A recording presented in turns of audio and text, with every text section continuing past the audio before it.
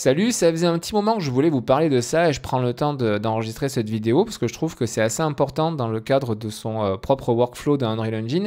Il va s'agir des filtres dans le Content Browser. Vous allez voir, ça va être une partie un petit peu dans la série des tips que je fais.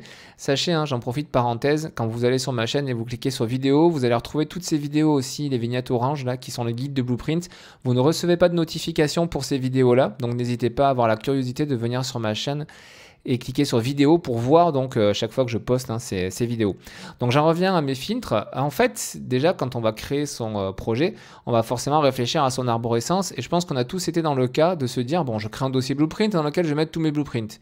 Mais au final, dans ce dossier Blueprint, je ne mets pas tout, parce que j'ai aussi créé un dossier personnage, et finalement, dans ce dossier personnage, je vais avoir les blueprints liés aux personnages qui sont dans mon jeu.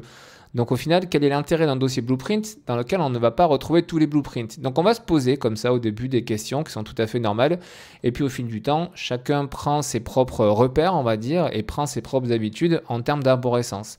On va utiliser le filtre que vous connaissez très probablement déjà tous, qui est le Search Content ici.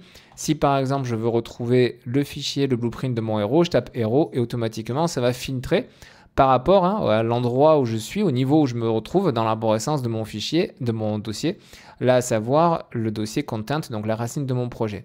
Moi, le type de filtre que je voulais vous parler, c'est celui-ci. Quand vous cliquez là-dessus, vous pouvez cocher ou décocher tous les types de fichiers que vous souhaitez pouvoir filtrer. Si je viens ici sur Basic, automatiquement, ça me coche, vous voyez, tous les premiers éléments qui sont, j'imagine, les plus utilisés. Quand on revient dans le Content Browser, qu'est-ce qu'on voit? On voit que ça nous a rajouté cette ligne ici, où on retrouve justement tous les types de fichiers qui ont été cochés dans le filtre, ici. Et là, par défaut, ils sont tous activés du coup. C'est-à-dire que ça va m'afficher dans le Content Browser tous les fichiers de type Blueprint, les classes C++, Material, etc. Si je souhaite tout annuler, soit je viens un par un comme ça, cliquer dessus pour l'annuler, soit je fais un double-clic pour annuler toutes les sélections sauf celui sur lequel je double-cliquais et enfin je reclique une fois de plus pour tous les désélectionner, peu importe. Vous voyez que quand ils sont tous désélectionnés, qu'est-ce qu'on a? En fait, on a la présentation classique, c'est-à-dire que quand je vais dans mes dossiers, je vais retrouver tout ce que j'ai dans mes dossiers. Si je reviens à la racine du projet, et qu'à un moment, j'ai par exemple besoin d'accéder à mes niveaux, à mes fichiers de level. Eh bien, si je viens ici cliquer une fois sur le filtre level, automatiquement, ça va me sortir uniquement mes niveaux. Donc, vous voyez, on a en fait un accès rapide vraiment à tout ce que l'on peut, à tous les types de fichiers que l'on souhaite avoir instantanément dans notre projet, sous les yeux ici pour pouvoir y accéder.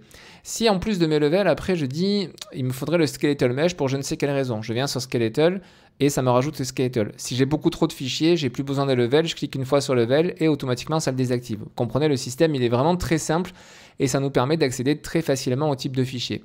Alors en plus de ça, les filtres, là j'ai mis ceux qui sont là par défaut, mais je peux très bien par exemple enlever les classes C++ puisque je ne les utilise pas dans le projet.